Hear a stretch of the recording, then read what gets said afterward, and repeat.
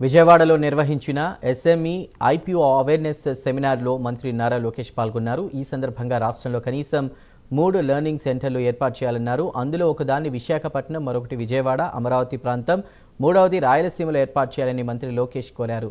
యువత సరికొత్త ఆలోచనలతో ముందుకొచ్చేందుకు వీలుగా అమరావతిలో ఒక ఫిన్టెక్ శాండ్ బాక్స్ ప్లాట్ఫామ్ను సిద్ధం చేయాలని సూచించారు.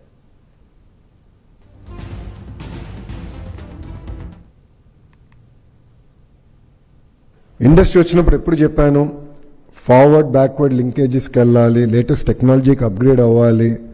మీరు కానీ ఒక్క క్షణం అనుకుంది సాధించాము, రిలాక్స్ అవుదాం అనుకుంటే ఆ రోజు నుంచి మీ డౌన్ఫాల్ మొదలవుతుంది.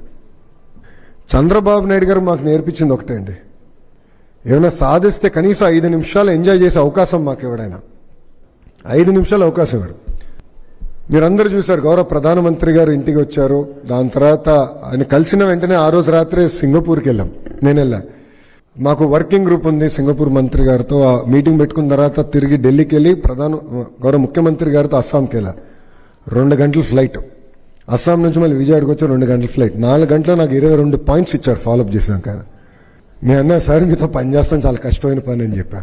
కనీసం ఫ్లైట్ ఉంది, కొంచెం ఎంజాయ్ చేయండి సార్, కొంచెం ప్రశాంతంగా భోజనం చేయండి, పిచ్చపార్టీ డిస్కషన్ చేయాలి. ఇదే నా పిచ్చపార్టీ డిస్కషన్ అని చెప్పాడు ఆయన. సో ఆయన ఏంటంటే, మేము ఎక్కడ రిలాక్స్ అవుతాం, మేము ఎక్కడ 25% ఆఫ్ ఇన్వెస్ట్మెంట్స్ ఆంధ్ర రాష్ట్రానికి వచ్చింది భారతదేశంలో, ఎక్కడ రిలాక్స్ అవుతాం అన్న భయంతో నెక్స్ట్ ఏంటి కంటిన్యూస్గా మమ్మల్ని పుష్ చేస్తున్నాం. పోటీ పడాలండి. Visakhapatnam economic region, Amaravati economic region, Tirupati economic region, 3 regions ఏర్పాటు చేస్తున్నాం. ఈ $2.4 trillion అచీవ్ చేయాలంటే each of this economic region should be $1 trillion economic reason.